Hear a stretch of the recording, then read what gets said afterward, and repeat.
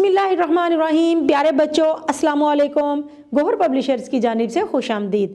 हमारा स्लोगन है redefining the geography of education through digital resources for conceptual learning. मेरा नाम साजिदा नूर है।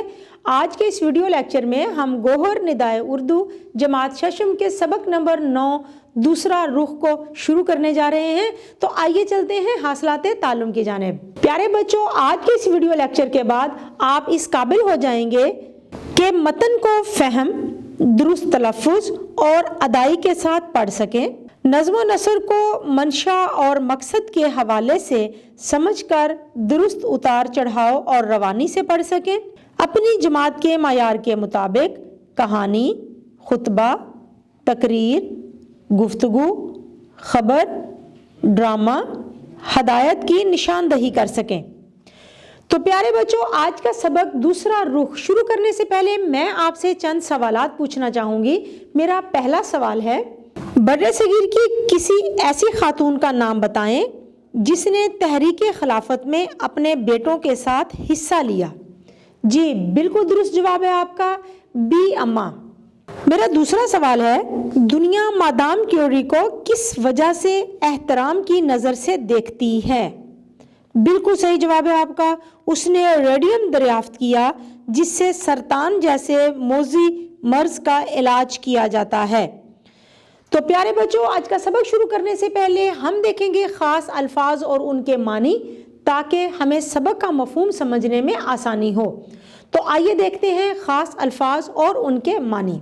सबसे पहला लफ्ज़ है हिम्मत व शुजात, हमदर्द, हिम्मत और बहादुरी, सब्र व इस्तक़लाल, सब्र और साबित कदमी, इदराक, समझ, फहम, असासे, असासा की जमा, कीमती सामान, नई रूह फूंकना, नया जोश जज्बा देना, हर अव्वल दस्ता, सबसे आगे वाला गिरोह, बरमला, खुलकर, वाजे, ज़र्फ़, कमज़ोरी।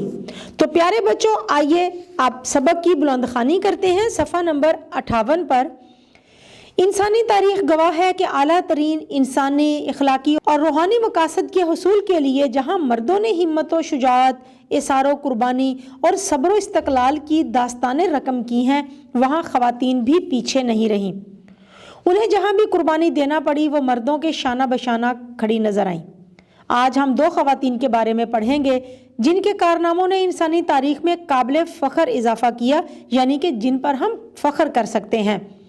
इनको पढ़कर अंदाज़ा लगाना मुश्किल नहीं होगा कि ख़वातीन को अल्लाह ताला ने उसी तरह की सलाहियतें और ख़ूबियाँ अता की हैं जैसी मर्दों को। इसलिए हमें मुआशरे में ख़वातीन को माँ, बेटी, बहन, बीवी हर हाल में इज़्ज़त व एहतराम की नज़र से देखना चाहिए। इस्लाम ने तो कुरान में ये कहकर दोनों को बराबर इज़्ज़त का हक़ दिया कि मर्द और औरतें एक दूसरे का लिबास हैं और लिबास का हर हिस्सा बराबर की अहमियत रखता है।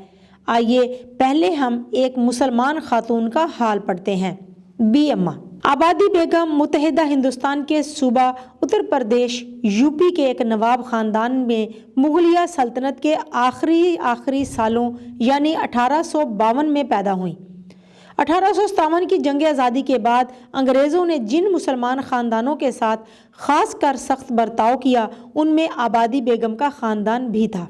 इन सख्त हालात में यह ख़ानदान रामपुर मुंतकिल हो गया, जहां आबादी बेगम की शादी अब्दुल अली ख़ान से हो गई। अल्लाह ताला ने इस जोड़े को 2 बेटे अता किए। बड़े का नाम शौकत अली और छोटे का नाम मोहम्मद अली रखा गया। 1880 में जब आबादी बेगम की उम्र करीबन 28 बरस थी, उनके शोहर अब्दुल अली का इंतकाल हो गया।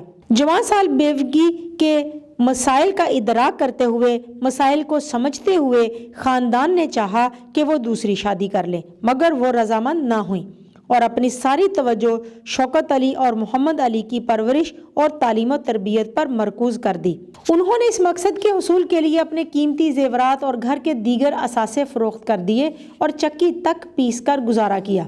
उन्होंने दोनों बेटों की तरबियत खालिस्तन इस्लामी तालीमात, इस्लामी तहजीब व सकाफ़त और ख़ानदानी रवायात के मुताबिक की थी, जिसमें कुरान, पैगम्बर इस्लाम सल्लल्लाहु अलैहि वसल्लम से गहरी मोहब्बत और इस्लामी अक़दार व शायर का हद दर्जा एहतराम शामिल था।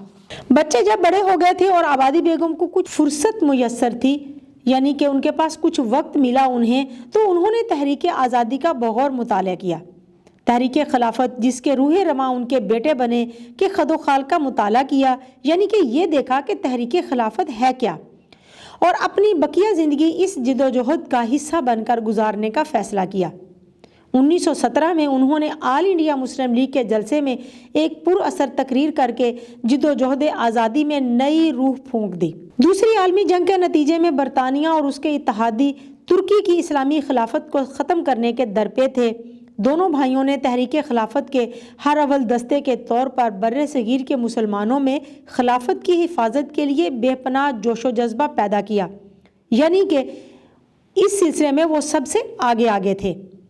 انگریز سرکار نے دونوں کو قید کر لیا، لیکن بہادر وہاں نے اپنے بیٹوں کی خلافت کے لیے جدوجہد کی چنگاری کو بجھنے نہ دیا۔ انہوں نے اس موقع پر ایک نظم لکھ کر لوگوں میں تحریک خلافت کو زندہ رکھنے کی روح پھونک دی۔ اس نظم کا یہ شعر بہت مشہور ہوا: بولی اماں محمد علی کی، جان بیٹا خلافت پہ دے۔ دونوں بھائیوں پر مقدمہ چلا اور انہیں قید کی سزا سنا دی گئی۔ آبادی بیگم کو کسی نے آ کر بتایا کہ انگریز سرکار دونوں بھائیوں پر دباؤ ڈال رہی ہے کہ وہ معافی نامہ لکھ دیں تو انہیں رہا کر دیا جائے گا۔ اس اطلاع کے ملنے پر قریباً 80 سال کی بیوہ ماں نے اپنے لرزتے ہاتھوں سے بیٹوں کے نام خط لکھا، جس میں انہیں تنبیہ کرتے ہوئے واضح کیا کہ ابھی میرے بوڑھے ہاتھوں میں اتنی قوت باقی ہے کہ تم دونوں کا گلا گھونٹ سکوں۔ اگر تم نے معافی نامہ داخل کیا تو میں واقعی ایسا کروں گی۔ پھر بڑھاپے میں لمبا سفر طے کر کے کراچی آئیں، جہاں ان کے بیٹے قید تھے۔ ان سے ملاقات کرنے کے بعد تقریر کرتے ہوئے برملا کہا، یعنی کہ کھلم کھلا اور واضح کہا کہ میں نے اپنے بڑھاپے کا سہارا اور اپنا قیمتی سرمایہ اپنے دونوں بیٹے اس ملک و قوم کے لیے قربان کر دیے ہیں۔ انہوں نے بیٹوں کو نصیحت کی کہ وہ اسلامی نظریے اور اس کے بتائے ہوئے اصولوں پر کاربند رہتے ہوئے عمل کرتے ہوئے جیل میں ہر طرح کی سختیوں اور مصائب کا حوصلے سے مقابلہ کریں۔ اس عظیم اور نڈر خاتون کو دنیا بی اماں کے نام سے جانتی ہے۔ اب ہم دوسری خاتون کے بارے میں پڑھیں گے، مادام کیوری۔ مانیا سکوڈووسکا ایک غریب کمزور لڑکی پولینڈ کے ایک قصبے میں ایک امیر عورت کی بچی کو ٹیوشن پڑھا کر گزارا کرتی ہے۔ ایک دن اس بچی کی امیر ماں کسی بات پر ناراض ہو گئی اور گھر کے ملازموں کے سامنے یہ کہہ کر اسے بے عزت کیا کہ جس لڑکی کے پاس پہننے کے لیے ایک قمیض ہے، جس کے جوتے کے تلووں میں سوراخ ہیں اور جسے 24 گھنٹوں میں بے مشکل ایک وقت کا ڈھنگ کا کھانا ملتا ہے، وہ میری طرح امیر ہونے کے خواب دیکھتی ہے۔ یہ طنز سن کر لڑکی کو یوں لگا جیسے کسی نے تیزاب کی بالٹی اس پر انڈیل دی ہو۔ وہ وہاں سے اس ارادے کے ساتھ نکلی کہ کچھ ایسا کروں گی کہ ایک دن پورا پولینڈ اس کے نام پر فخر کرے گا۔ وہ مزید تعلیم کے لیے 1890 میں پیرس آ گئی اور یونیورسٹی میں طبیعیات پڑھنے لگی۔ غربت اس قدر تھی کہ سرد راتوں میں کمرہ گرم کرنے کے لیے کوئلہ نہیں خرید سکتی تھی۔ وہ ایک کمبل کو آدھا بچھاتی اور آدھا اوڑھتی۔ سردی بڑھ جاتی تو پرانے کپڑے اور کتابیں اپنے اوپر ڈال لیتی۔ 5 سال تک اس نے ڈبل روٹی کے خشک ٹکڑوں اور مکھن کے سوا کچھ نہ کھایا۔ ضعف یعنی کمزوری کی وجہ سے ایک بار بے ہوش ہو کر گر پڑی۔ ڈاکٹر نے معائنہ کیا اور کہا کہ اسے دوا سے زیادہ 1 گلاس دودھ کی ضرورت ہے۔ اس نے یورینیم سے نکلنے والی روشنی پر تحقیق شروع کی۔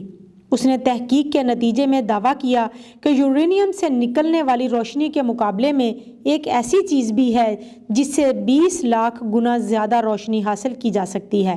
اس کا نام اس نے ریڈیم رکھا۔ دنزیا کو اس کا ثبوت دینے کے لیے اس نے اپنے شوہر کے ساتھ مل کر مزید تحقیق کا آغاز کیا۔